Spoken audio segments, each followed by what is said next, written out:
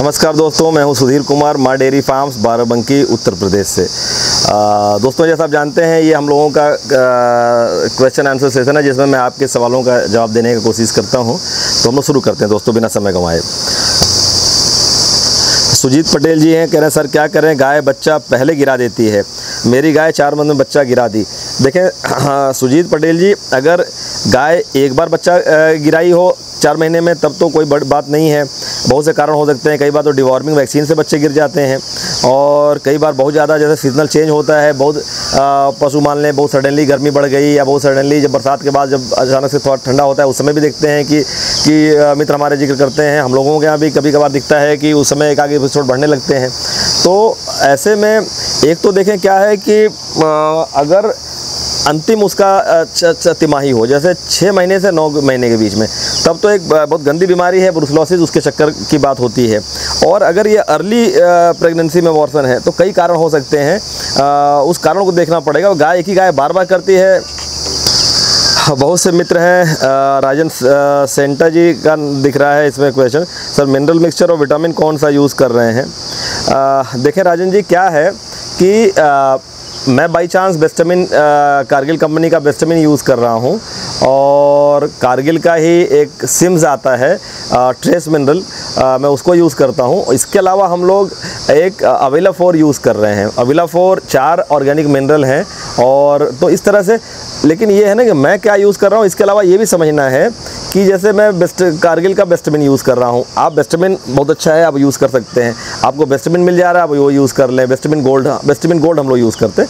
लेकिन अगर आपको बेस्टामिन गोल्ड नहीं मिल रहा है तो आप कारगिल के बाद कारगिल या वेटकेयर कह लीजिए, वेटकेयर के बाद आपके पास वर्बैक है, इंटास है, जिस भी अच्छी कंपनी का मिनरल मिल जाए आप उसको यूज़ कर लीजिए। ऐसा नहीं है कि आपको फिर आप बेस्टामिन गोल्ड के पीछे परेशान हो गए कि बेस्टामिन नहीं मिल रहा है, कैसे काम चलेगा। तो उस हिसाब से समझ लिया जाए, जो भी अच्छी कंपनी है, लोकल कंपनियों का मिनरल मिक्सचर ना यूज़ किया जाए दोस्तों, बस यही मेन कहना है।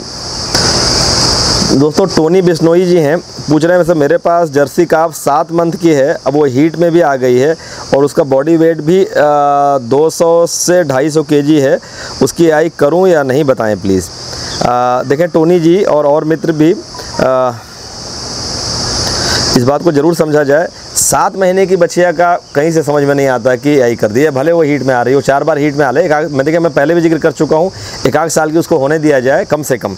और दूसरा है कि मैं वहाँ जब हमने बात की थी हीफर के आई की और उसके बॉडी वेट की, एक ज़रूरी बात मुझसे छूट गई थी, क्योंकि सबकी गाय अलग अलग होगी, सबके बच्चे अलग अलग होंगे। वो सवाल रह जाएगा कि कोई 300 पे करे, कोई 350 पे करे। हम लोग 400 किलो की बच्चिया की आई कर रहे हैं, उतना लेट करके हमारी बच्चियाँ हो भी जाती हैं जल्दी 400 पौने 400 kg की।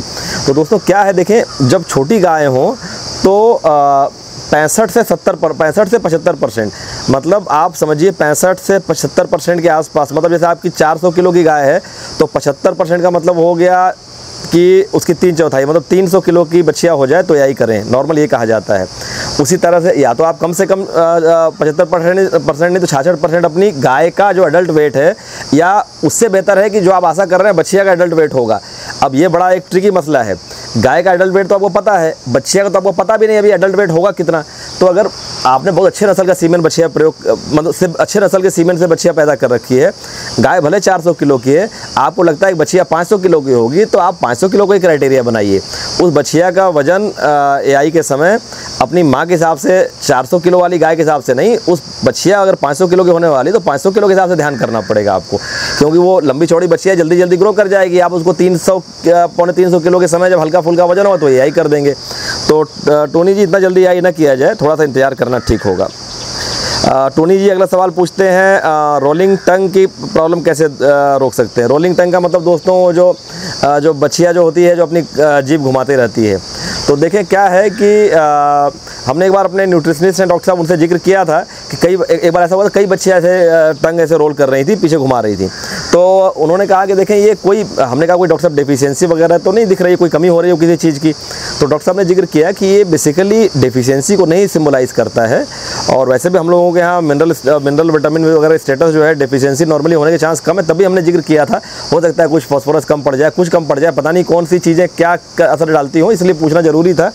तो डॉक्टर साहब ने ये जिक्र किया कि बेसिकली ये डिफिशियंसी को नहीं दिखाता है, ये एक बुरी आदत है, एक वाइस है, बैड हैबिट है एक तरह समझें, जो कि एक दूसरे को देख के भी शुरू कर लेते हैं। एक करेगा दूसरा करेगा, बढ़ता ही जाएगा फिर वो। उस समय हमने दोस्तों वो जो आपने देखा होगा सॉल्ट के ब्लॉक होते हैं, जैसे नमक के ब्लॉक होते हैं बड़े बड़े, वो बच्चियों में रखा था, उससे काफ़ी मदद मिलती है, उससे धीरे धीरे छूट जाती है। और कोई करती भी रहती है तो हमने देखा है उसके बाद जब वो प्रेग्नेंट होकर आगे बढ़ जाती है तो उसके बाद कोई नहीं दिखता जो उस तरह से कर रहा है दोस्तों, छूट जाती है आदत वो।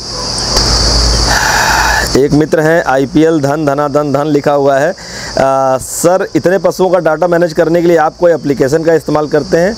जी, इसमें देखें एक इनहॉफ टेक्नोलॉजीज़ करके फार्म ट्री करके सॉफ्ट एप्लीकेशन है जिसको हम लोग यूज़ करते हैं।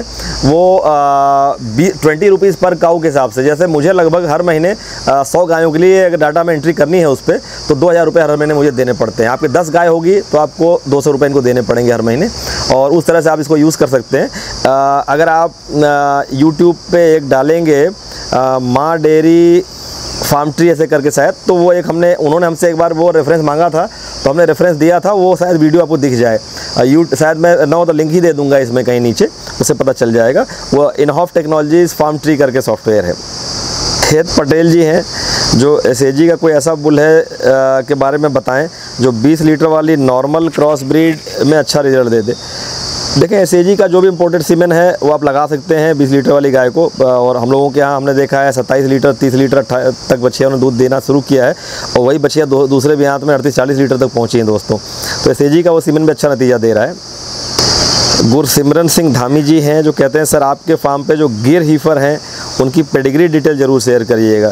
तो गुरसिमरन जी, हम लोग यहाँ जिक्र करने में मज़ा नहीं आएगा, मैं कभी उनका वीडियो बनाते हुए आपको पेडिग्री का जिक्र करूँगा, सभी को अच्छा लगेगा, तो ऐसे करते हैं। मैक्स द रॉटविलर जो सज्जन लिखते हैं अपने नाम के जगह पे, वो पूछ रहे हैं किसी HF काऊ ने बच्चा दिया है तो बच्चा देने के कितने दिनों बाद वो दोबारा हीट में आएगी, और बच्चा देने के कितने दिनों बाद उसको ड्राई, एक सेकंड दोस्तों हट गया, बच्चा देने के कितने दिनों बाद उसको ड्राई करना चाहिए? देखें हम दोस्तों क्या है कि कम से कम 40-45 दिन के पहले मतलब आई तो कई बार हीट तो 20-22-25 दिन में भी आती दिखाई दे जाती है गायों की, लेकिन नॉर्मली हम लोग जैसे हम लोग जो करते हैं वो तो मैं तो 2.5 महीने के पहले आई नहीं करना चाहता दोस्तों, हीट में आने के बच्चा एक डिलीवरी के बाद, लेकिन मिनिमम टाइम जो कहा जाता है वो 45-50 दिन के बाद आप आई कर सकते हैं दोस्तों। तो ये हो गया। और बच्चा देने के कितने दिनों बाद उसको ड्राई करना चाहिए, तो अब आपने आई कर दी है, बच्चा देने के कितने दिनों बाद ड्राई करना चाहिए ये नहीं इम्पॉर्टेंट है, अगली डिलीवरी होने के कितने दिन पहले ड्राई कर देना चाहिए। तो वो जो है अगली डिलीवरी होने के 2 महीने पहले बिल्कुल से आपकी गाय ड्राई हो जाना चाहिए। 2 महीने का उसको ड्राई का समय ज़रूर मिलना चाहिए दोस्तों। यही सज्जन फिर पूछ रहे हैं भैया जी HF काऊ का लैक्टेशन पीरियड कितने दिनों का होता है?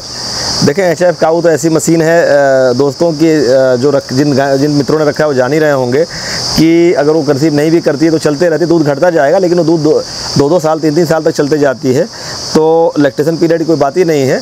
लेकिन एक साइकिल अच्छी जो मेंटेन करने की बात हो तो कोशिश ऐसी करनी चाहिए कि 14-15 महीने में दूसरी डिलीवरी हो जाए। 12 से 15 महीने मान लें तो 14-15 महीने में जरूर एक डिलीवरी साइकिल बन जाए। अब सबकी अलग अलग पॉलिसी है, बहुत से मित्र लंबा AI नहीं करते, उनको दूध से ज़्यादा, दूध से हमें मतलब दूध हमारा भी रिटेल होता है, लेकिन ओवरऑल इकोनॉमिक्स देखा जाए तो थोड़ा लंबा कैलकुलेशन है। उसमें ये दिखता है कि आप शुरू के मान लें 2-2.5 महीने नहीं करें आई, लेकिन 3 महीने तक कोशिश करें। मैं तो 100 डेज तक जरूर कोशिश करता हूँ गाय हमारी गाभिन हो जाए, जिससे कि अगले 13-14 महीने में मतलब एक डिलीवरी से दूसरे डिलीवरी का अंतर 14-15 महीने से ज़्यादा ना जाए।